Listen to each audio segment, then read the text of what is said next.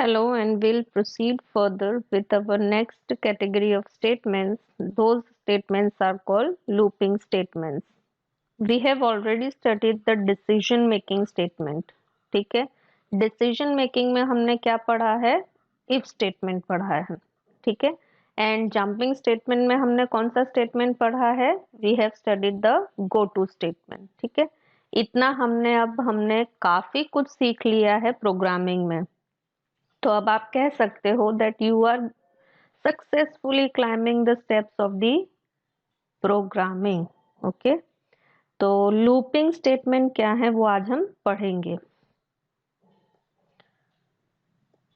So I have given the basic introduction of the looping. Okay, तो C programming language there are certain circumstances where we want to do the same thing many times. एक ही चीज हमें बार बार करनी है, यानी हमें क्या करना है? रिपीट करना है कोई चीज. तो उसके लिए हमें क्या यूज करना है कि हमें लूप यूज करना है. मैंने आपको एग्जाम्पल दिया था अपना नाम प्रिंट करने के लिए. So for example print the same word 10 times. Okay, तो उसके लिए हम क्या कर सकते हैं? You can type the printf function how many times? 10 times. लेकिन उससे अच्छा काम क्या है कि हम क्या यूज कर सकते हैं? लूप यूज कर सकते हैं. The only thing you have to do is to set up a loop to execute the same printf function 10 times. तो लूप क्या करेगा? एक printf स्टेटमेंट को क्या करेगा? मल्टीपल टाइम्स रिपीट कर देगा आपके लिए. ठीक है, तो ये एक हिसाब से आपके लिए काफी अच्छा काम करेगा. क्यों अच्छा काम करेगा? क्योंकि आपका काम आसान कर रहा है. आपको एक ही चीज बार बार बार बार बार बार रिपीट नहीं करनी है. आपके लिए ये काम कौन कर देगा? लूप कर देगा. So what is a loop? So loop is defined as a block of statements. It is nothing but it is also a block of statements which are repeated. Okay, which are repeated, or you can say repeatedly executed for a certain number of time. आपको specify करना है कि आपको repetition कितनी बार करना है. अगर आपने रिपीटिशन स्पेसिफाई नहीं किया तो लूप क्या बन जाएगी? इनफाइनाइट लूप बन जाएगी. इनफाइनाइट लूप का मतलब क्या है? कभी स्टॉप ना होने वाली loop. Looping statements are used for running a set of statements for any number of times. ये जो नंबर ऑफ टाइम्स है वो टोटली आपके ऊपर डिपेंड करता है कि आप उसको कितनी बार रिपीट करना चाहते हो. ठीक है, और हमारा काम लूपिंग से आसान हो जाता है क्योंकि हमें रिपीटेड चीज को बार बार लिखने की जरूरत नहीं है. हमें सिर्फ एक बार लिखना है और वो काम कौन रिपीट करेगा? लूप रिपीट करेगा. Looping statements are also called iterative statements. याद रखना है कि अगर आपको एग्जाम में पूछा एक्सप्लेन द इटरेटिव स्टेटमेंट्स, तब भी आपको क्या लिखना है? लूप के बारे में ही लिखना है. Okay, now the general steps for the loop execution. Loop execution के लिए जनरल स्टेप्स क्या हैं? So initialization of counter variable. What is a counter variable? Counter variable क्या करता है? आपके लूप का ट्रैक रखता है कि कितनी बार आपकी लूप एग्जीक्यूट हुई. Counter variable is a variable which keeps the track of number of times the loop is repeated. Okay, and counter variable का नाम मोस्टली क्या होता है? It is CNT, either CNT और IJK. आप कोई भी नाम लिख सकते हो for the counter variable. Then execution of the body of the loop.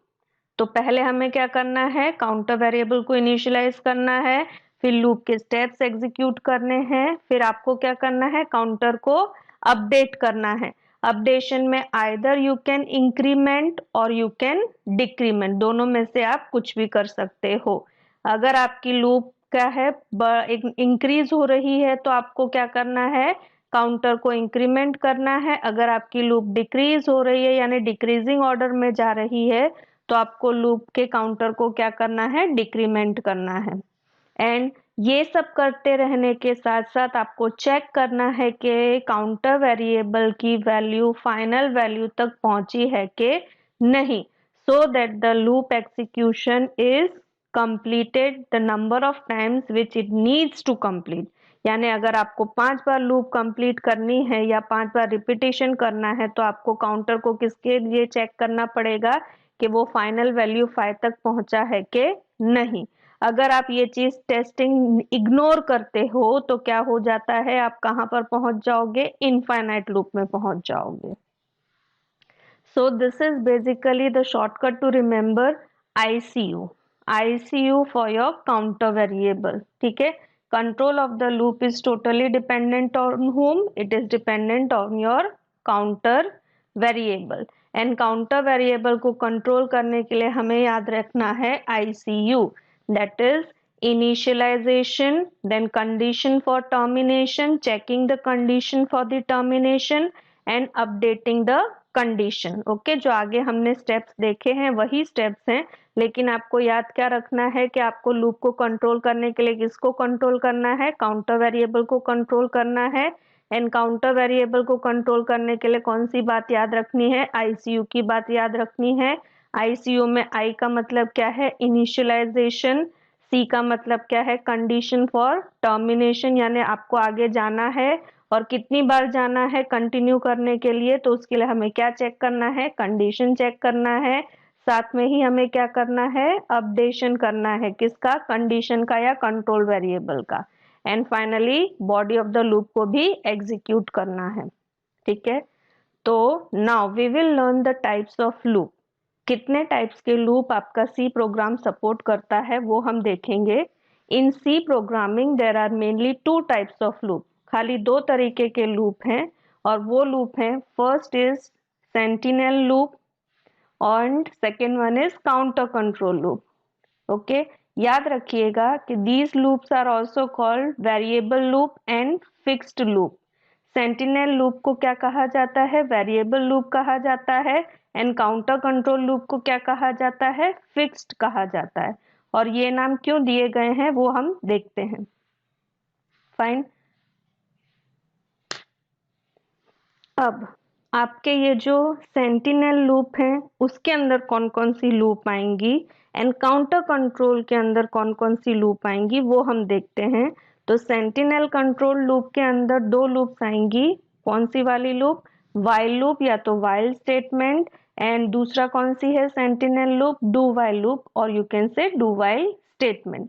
And counter control loop में सिर्फ एक ही लूप है, एंड वो कौन सी वाली लूप है, it is your for loop or you can say for statement. Now what do you mean by sentinel loop? Okay, sentinel loop statements are used when we don't know how many repetitions or how many times the set of statements is to be repeated. हमें पता ही नहीं है कि हमको जो loop चलानी है, round and round जाना है, वो कितनी बार राउंड एंड राउंड जाना है, तो हमें कौन सी लूप यूज करनी है, सेंटिनल लूप यूज करनी है।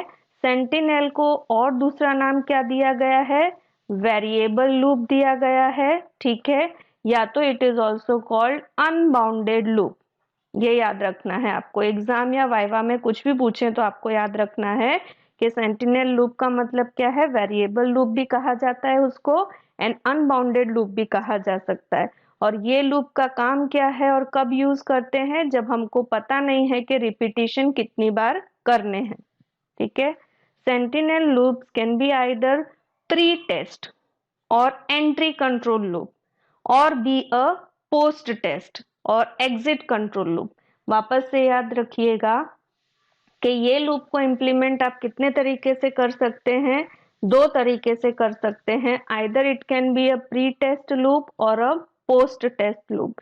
प्री टेस्ट को ये भी कहा जाता है entry controlled loop, and post test को क्या कहा जाता है, एग्जिट कंट्रोल लूप।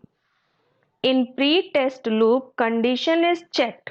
कंडीशन को चेक कब करना है वो डिसाइड करती है pre test and post test. Okay, in pre test loop condition is checked before the beginning of each iteration, यानी आपका रिपीटिशन स्टार्ट करने से पहले ही कंडीशन को चेक किया जाता है। If the condition is true, repetition is performed. If the condition is false, repetition is not performed. ठीक है, यानी आपको लूप के अंदर एंट्री करने के लिए आपको कंडीशन को चेक करना है, और अगर वो कंडीशन का आंसर ट्रू होगा तभी आप लूप के अंदर एंटर कर सकते हो, अदरवाइज लूप में एंटर नहीं कर सकते। This is the basic diagram from which you can understand. Entry control में क्या होता है, पहले कंडीशन चेक होती है, इस कंडीशन का आंसर ट्रू होगा तभी आपका ब्लॉक ऑफ स्टेटमेंट एग्जीक्यूट होगा, और अगर इस कंडीशन का आंसर फॉल्स होगा तो आपका ब्लॉक ऑफ स्टेटमेंट एग्जीक्यूट नहीं होगा। जबकि एग्जिट कंट्रोल लूप के अंदर क्या होता है, पहले बॉडी एग्जीक्यूट हो जाती है यानी ब्लॉक ऑफ स्टेटमेंट एग्जीक्यूट हो जाते हैं और उसके बाद आपकी कंडीशन को चेक किया जाता है। I hope that it is clear. Fine. So pre-test loop, or you can say entry control loop, is implemented using which statement? While statement. Post-test loop. First the block of the statements to be repeated is executed and then the condition will be checked. This means that post-test loop condition is checked after executing the repeating statement. If the condition is true, it repeats the statement again. If the condition is false, then repetition is not performed. Post-test loop is implemented using which statement? Do while statement.